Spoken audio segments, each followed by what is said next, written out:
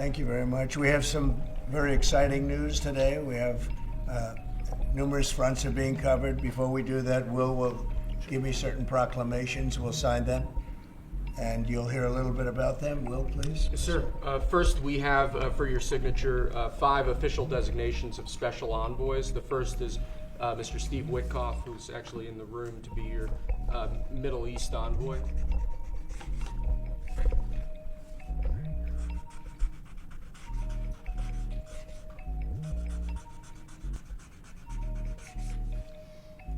Where is Steve? Steve Witkoff, everybody. Done a great job in the Middle East. Really great. But we'll see how it all turns out. It's complex, but I think he's going to do very well. Next, we have Mauricio Claver-Carron to be your special envoy to Latin America, sir. Okay, good man.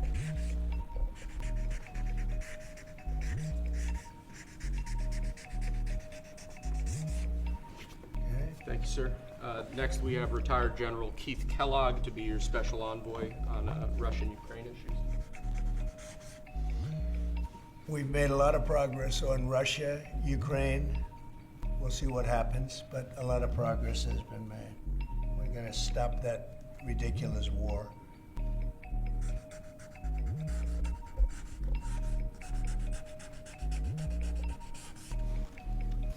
Okay. Thank you, sir. Next, we have designation of Rick Grinnell, to be your envoy for special missions. I sent him to California to turn on the water. We turned it on. It was not easy because we had to go through a lot of environmentalists that are causing a lot of problems. And we have billions of gallons of water. It was on 3 days ago. You probably saw. It should have gotten a lot of press, but it didn't get much. All we're doing is giving Los Angeles and the entire state of California virtually unlimited water, which they could have done 5 years ago, which I told them they should do, but the environmentalists stopped them. And we opened it, and we did it regardless of the state. And now the state seems to be very happy. I spoke with Gavin Newsom, and he's very happy. I almost called him by the other name, didn't I? My little nickname for him. But I think they're all happy. They have a lot of water in California. Too bad we didn't have it about 2 months ago, right? That was, by the way, that was a big move. We have, I don't know if you saw the pictures that were released of the water pouring down from the Pacific Northwest and Canada and lots of other places. And it's a pretty amazing sight. Mr. President, Rick Grinnell had a big Friday trip as well.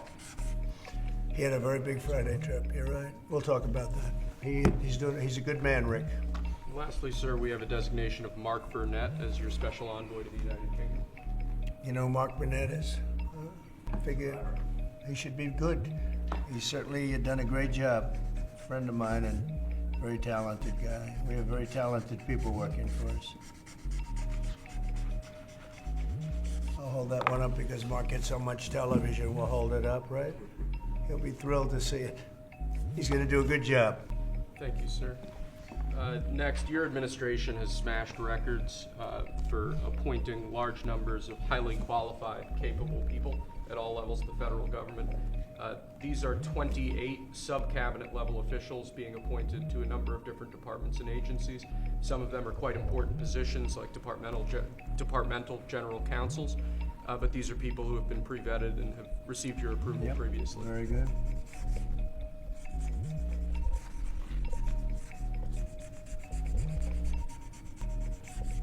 Okay. Thank you, sir. Next, this is an executive order. Discharges your Secretary of the Treasury, Scott Bessent, and your Secretary of Commerce, Howard Lutnick, to begin a process that will hopefully result in the creation of an American sovereign wealth fund. It's a very exciting event. We're going to have a sovereign wealth fund, which we've never had. We have a lot of things that create wealth, and you're seeing that over the last 2 weeks. I think we've created more wealth. Other people have created de-wealth, the people, my predecessors. We're creating a lot of wealth. Scott, maybe you'd like to say something about it, and I'd ask also Howard to say something about it. Yes, sir. This is very exciting. We're going to stand this thing up within the next 12 months. We're going to monetize the asset side of the U.S. balance sheet for the American people. We're going to put the assets to work, and I think it's going to be very exciting. We're going to study best practices as done around the world. It'll be a combination of liquid assets, assets that we have in this country as we work to bring them out for the American people. The extraordinary size and scale of the U.S. government and the business it does with companies should create value for American citizens. If we are going to buy 2 billion COVID vaccines, maybe we should have some warrants and some equity in these companies and have that grow for the help of the American people. So I bring all these things together, I think Scott and I will create an amazing sovereign wealth fund for you, sir. So other countries have sovereign wealth funds, and they're much smaller countries, and they're not the United States. We have tremendous potential in this country, tremendous. You're seeing that, what's happened just in a short period of time. And as an example, TikTok, we're going to be doing something perhaps with TikTok, and perhaps not. If we make the right deal, we'll do it, otherwise we won't. But I have the right to do that, and we might put that in the sovereign wealth fund, whatever we make, or if we do a partnership with very wealthy people, a lot of options, but we could put that as an example in the fund, and we have a lot of other things that we could put in the fund. And I think in a short period of time, we'd have one of the biggest funds, and some of them are pretty large, I must tell you. Some of like the Saudi Arabia fund is on the large side, but eventually we'll catch it. But we're going to create a lot of wealth for the fund, and I think it's about time that this country had a sovereign wealth fund, and these two gentlemen and some others are going to work with them very closely, and they'll be heading it up, and they're going to do a great job. Two highly respected people that have done unbelievably well in the world, in the real world. So that's a big deal, huh? Yes, sir. I think it's going to create value and be of great strategic importance. Mr. President, why is it important for Elon Musk to have access to the payment systems in Treasury? Well, he's got access only to letting people go that he thinks are no good if we agree with him, and it's only if we agree with him. He's a very talented guy from the standpoint of management and costs, and we put him in charge of seeing what he can do with certain groups and certain numbers. Some of the numbers are horrible, what he's found. Think of it, $100 million on condoms to Hamas, and many other things that are frankly even more ridiculous. And they're finding tremendous waste, really waste more than anything else, I think you could say. Probably fraud and abuse can be added to it, the more standard waste, fraud, and abuse. But they're finding tremendous amounts of really bad things, bad spending. You've been writing about some of it, frankly, and some of the things that they've been doing is just terrible. Elon can't do and won't do anything without our approval, and we'll give him the approval where appropriate. Where not appropriate, we won't. But he reports in, and it's something that he feels very strongly about, and I'm impressed because he's running obviously a big company. It has nothing to do, if there's a conflict, that we won't let him get near it. But he does have a good natural instinct. He's got a team of very talented people. We're trying to shrink government, and he can probably shrink it as well as anybody else, if not better. Where we think there's a conflict or there's a problem, we won't let him go near it. But he has some very good ideas, and we have a lot of very other talented people also. We're bringing in the most talented people in the world. By the way, we just unrelated, but we have two of the most talented people in the world, the legendary Rupert Murdoch and Larry Ellison. So they are two legends in business, publishing, and probably every other. Rupert is, Larry, pretty much in a class by himself, right? I mean, although you may have a couple of bucks more, I don't know, but Rupert is in a class by himself. He's an amazing guy, and Larry is Larry. Larry's one of the most serious players anywhere in the world, so it's an honor to have you.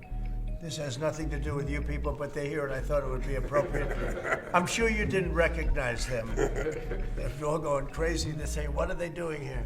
Thank you, sir. Mr. President, on the tariffs, is there any chance that Canada or China could also get out of the tariffs after you start to deal with Mexico? Well, nobody's out with Mexico. We had a great talk with Mexico, and we had President Sheinbaum is a woman. I like her very much. We've had good relationships, but we have to stop fentanyl from coming in, whether I like somebody or not, and we have to stop the illegal aliens from coming in. I think we've lost 200,000 people on average a year for many years, much higher than the 100,000. It could be even closer to 300,000. And they've agreed to put in 10,000 soldiers permanently, like forever, 10,000 soldiers at their side of the border and stop fentanyl and illegal aliens from coming into our country. They have a big incentive to do. Other than that, we've agreed to talk and consider various other things. We haven't agreed on tariffs yet, and maybe we will, maybe we won't. But we have a very good relationship. I also spoke with Prime Minister Trudeau of Canada, and we had a good talk in the morning, but I did ask him a couple of questions, like, banks aren't allowed to do business in Canada. Canada is very tough. Canada is very, we're not treated well by Canada, and we have to be treated well. Banks are not, as an example, allowed. Did you know that? That American banks are not allowed to do business in Canada. Can you believe that? And that's one of many things that we talked about, and I think we'll win most of the subjects. But for some reason, a lot of things have been very unfair with Canada. I noticed that in the first term. You deal with people, and after a while you begin to realize, like you learn that Larry Ellison's very tough to do business with, okay? He's a very tough guy. I mean, I'm sure you're shocked to hear that. But Canada is very tough. They're very, very tough to do business with. And we can't let them take advantage of the U.S. They don't take our agricultural product for the most part. They don't take our cars. They make cars, but they basically don't take our cars. And, we don't need, and look, I think we're going to have another good conversation today. We're actually speaking at 3 o'clock again. But we don't need them to make our cars. We don't need them to give us lumber. We don't need them for agricultural products because we have all the agriculture we need. They don't take our agricultural product for the most part, our milk and dairy, etc. A little bit they do, but not much. We take theirs. And as far as cars are concerned, they took in a big percentage, almost 19% of the market. And, I wouldn't mind making our cars in the United States, so we have a problem there. I'd like to make our cars in the U.S. We don't need Canada to make our cars. With that being said, we're going to have another call at 3 o'clock. We had a call this morning. It was a pretty good call, I'd say. So the call with Mexico went very well in the sense that they're very strong now on the border. They're going to put soldiers there. So, actually, they're best military soldiers, and they're going to be at the border, 10,000. That's a lot of soldiers. And they want to protect it also. They don't want people running through Mexico, coming through Mexico to come into our country. So they're going to do that. And then we're going to talk about other things over the next 30 days, we're going to have Scott, Howard, and Marco Rubio, Secretary of State, lead the delegation, and we're going to have a big negotiation with Mexico. I'll be involved too, and President Sheinbaum will be involved to see whether or not we can work something out on the tariffs. What about China? China will be speaking to China probably over the next 24 hours. On fentanyl and China, President Trump. We don't want fentanyl coming into our country. Now, we had another big thing, speaking of China. China's involved with the Panama Canal. They won't be for long, and that's the way it has to be. Marco just got back, as you know. He's in the process of coming back. I guess he's almost back by now.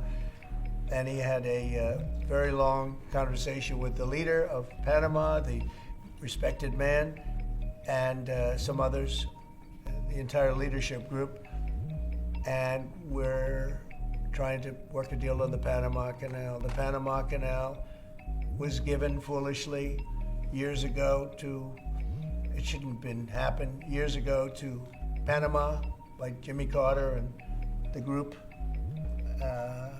We lost 38,000 people.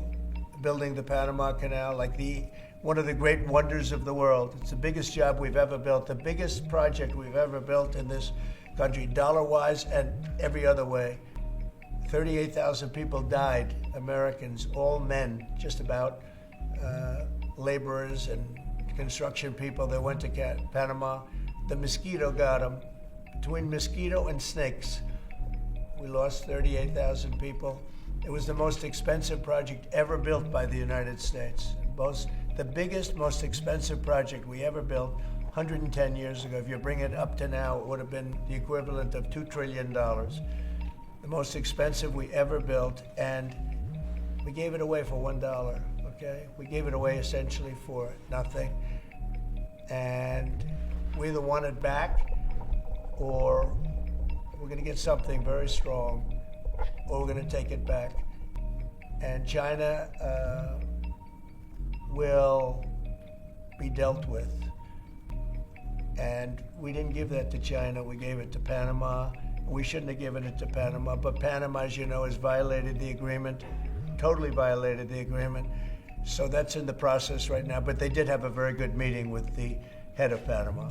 In addition to the tariffs on China, could you say your current thinking about whether China should be forced to pay reparations both for fentanyl deaths and the million? No, I haven't talked about that, but they do have tariffs. Honestly, nobody, the amount of money that was lost and most importantly, the lives lost because of COVID is not something that anybody could ever even imagine. It's probably $60 trillion, and all the countries in the world don't have $60 trillion. The amount of death and the amount of destruction and the amount of money lost is probably $60 trillion. I had it figured by people about 3 months ago. It just said figure it out. Nobody knows what the real number is, but it's almost an infinite number. The damage done, no, but I have not discussed that. What I have discussed is we'll have some good meetings with China. We have meetings planned, and we'll see what happens. But that was just an opening salvo. If we can't make a deal with China, then the tariffs will be very, very substantial. Okay, I'm going to sign this one. Sir, this is, you've obviously made making America healthy again a key priority of this administration. A key component of that is obviously heart health. This is a ceremonial proclamation declaring the month of February to be National Heart Month. Okay. I hear we're doing very well with nominations. We'll see, but it looks like we're doing very well with nominations. Mr. President, have you been involved with calling senators who had some concerns about Tulsi Gabbard or Yes. RFK? Yeah, I've gotten great response. And they want to do what's right, and we've had a good response. I think we'll do well. We have great people like this. We have great people coming in. I think I'd like to say the best ever recruited for government. I think we have the finest people ever recruited for government. Will it take an act of Congress? And you know what? You're starting to see that because we've done more in 2 weeks than Biden's done in 5 years, 6 years. They could be here between him and Obama. You add it up, okay? We've done more in 2 weeks than they've done in 12 years. Will it take an act of Congress to do away with USAID, or do you believe you have? I don't know. I don't think so. No, not when it comes to fraud. If there's fraud, these people are lunatics. And if it comes to fraud, you wouldn't have an act of Congress. And I'm not sure that you would anyway. But we just want to do the right thing. It's something that should have been done a long time ago. Went crazy during the Biden administration. They went totally crazy what they were doing, and the money they were giving to people that shouldn't be getting it, and to agencies and others that shouldn't be getting it. It was a shame. So they're tremendous fraud. But we'll be doing a report. We'll be giving you that report at the appropriate time. You know, in the first term, though, USAID was something that you liked in some respects. I love the concept of it. Yeah. That's the program. Sure, I love the concept, but they turn out to be radical left lunatics. And the concept of it is good, but it's all about the people. Mr. President, you said you also want to impose tariffs on the EU. What kind of tariffs are you thinking about? Well, we have massive deficits with the European Union, massive, like $350 billion, if you can believe it. They don't take our farm product. They don't take our cars. They don't take almost anything, but we take their cars. We have millions of cars coming in, BMW and Mercedes-Benz and Volkswagen and just so many different cars, and we don't do anything about that. And we don't charge them tariffs. They make it impossible to sell cars in the European Union. They make it very difficult. Agricultural product, they actually don't take it. And they have a lot of excuses. Some of them are the pesticides and the different chemicals used. And Bobby Kennedy actually is looking at that very, very seriously, because maybe it's not necessary to use all of that. You know, we want to be the healthiest country, and we're not.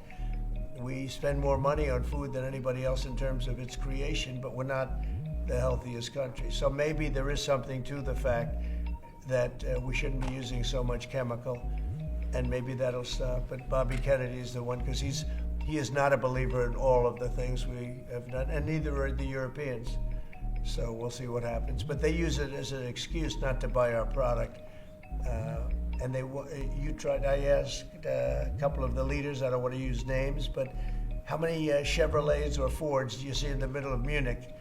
And the answer is none, because they don't take any cars. They don't take anything. So the European has abused the United States for years, and they can't do that. And they want to make a deal. Let me tell you, in all cases, they all want to make deals. There's nobody that doesn't want to make deals. They've been abusers, and they want to make deals. So we'll see about that. But we'll have, I think, some very fair. All we want is a fair deal. And you know, there's a word, reciprocal. I'd go right now, reciprocal tariffs on everybody, because many of the countries that you feel so horrible about the way they're being treated by Trump, you're saying, oh, President Trump is so terrible to them. Well, they charge us tariffs. European Union has a VAT tax, which is through the roof, okay? It's a similar thing, similar to a tariff. It's a VAT. And they have it, and it's numbers like you wouldn't believe. And Canada, I told you about the banks, and I told you they charge us. And people don't say that. They don't like to say it. Just like they don't like to say that I opened up the water for California. It's a great thing. It's too bad they didn't do it themselves. I had to do it, and it was not easy. We did it a very rough way, and I didn't like to do it a rough way. We shouldn't have to do it a rough way. But a lot of these countries that we're talking about, you know, they're so-called allies, but they don't treat us well. And just like I got $420 billion, and now it's actually over $600 billion, the Secretary General of NATO came in 2 weeks ago, and he said it was a miracle when Trump came in, when President Trump came into NATO. He said it was $636 billion by saying to them, no, you have to pay. And if you don't pay, we're not going to be there for you. You know, somebody has to say it, and they paid. And it was a large amount of money. And one of the problems we have with the Russia-Ukraine situation is that we want to see some equalization, because we're in for close to $300 billion, and they're in for $200 billion less. Why are they in for less? Because Biden never asked them for money. He never said, you got to pay. He never did. All he did is hand out money.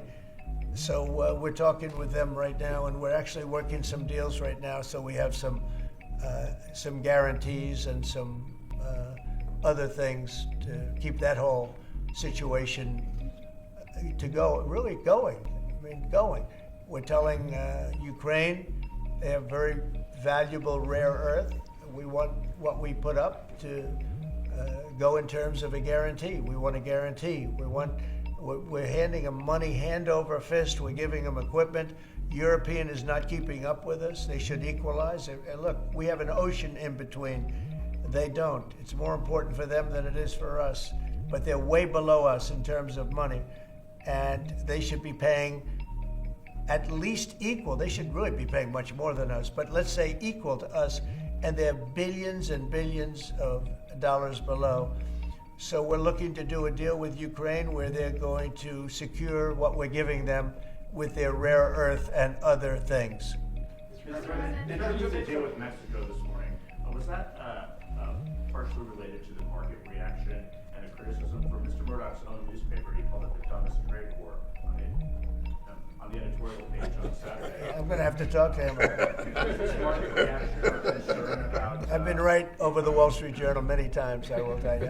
I don't agree with him on some things. No, it's not only is it not them. You're going to see. You're going to see.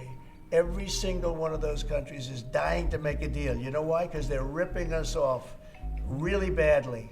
And the United States is tired of just being ripped off. And that's why we have $36 trillion in debt. We have it for a reason, because we make bad deals with everybody.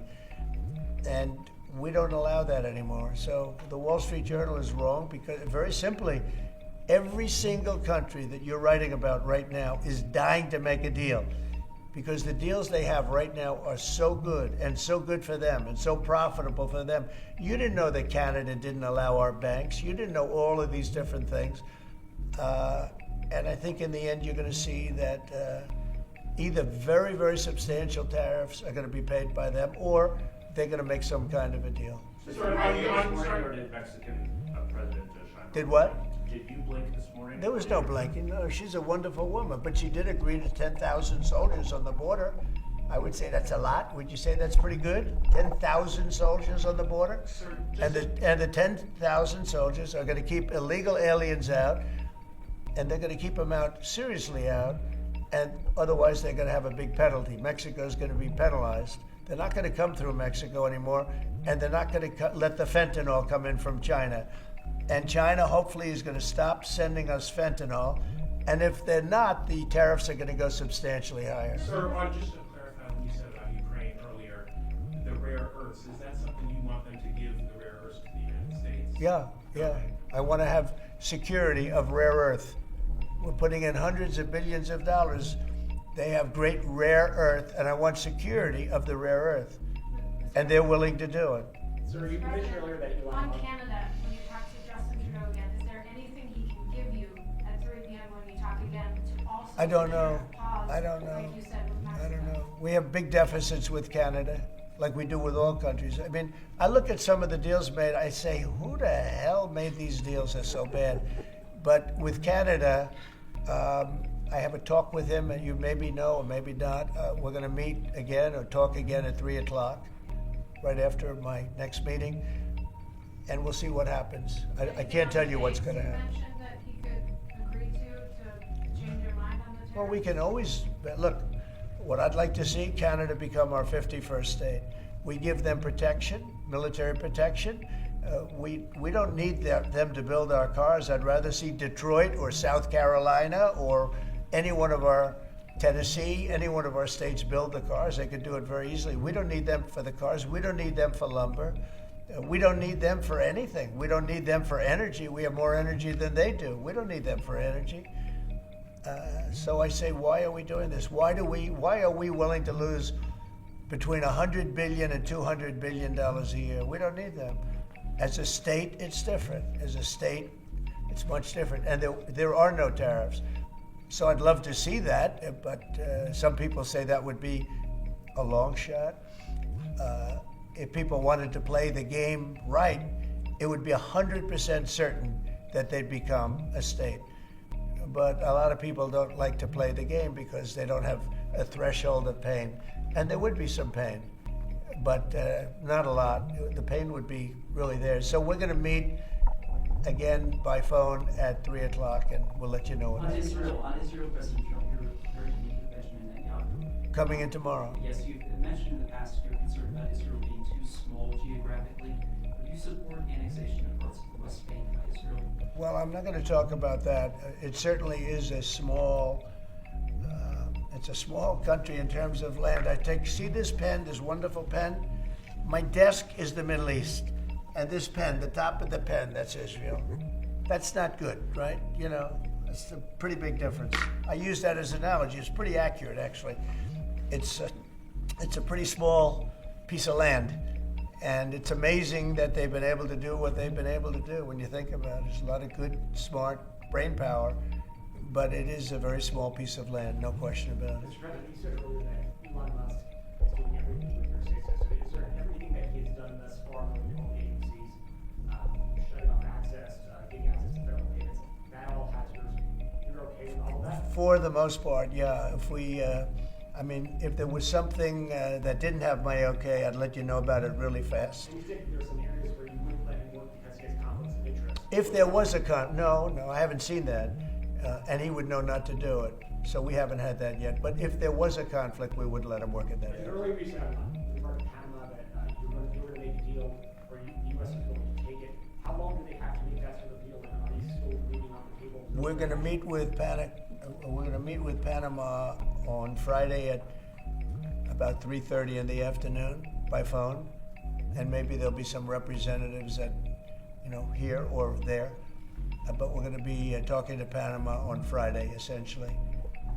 And they've agreed to certain things, but I'm not happy with it. On the Middle East, Mr. President, if I may, do you still have doubts that the ceasefire will hold? On what? On the Middle East, do you think the ceasefire will hold? I have no assurances that it'll hold. I mean, I've seen people brutalized. Nobody's ever seen anything like it. No, I have no guarantees that the peace is going to hold. Steve, you might want to say something about that. Steve Woodcock. It's holding so far. So we're certainly hopeful, and that's the president's direction. Get the hostages out, save lives, and come to hopefully a peaceful settlement of it all. So far it's holding.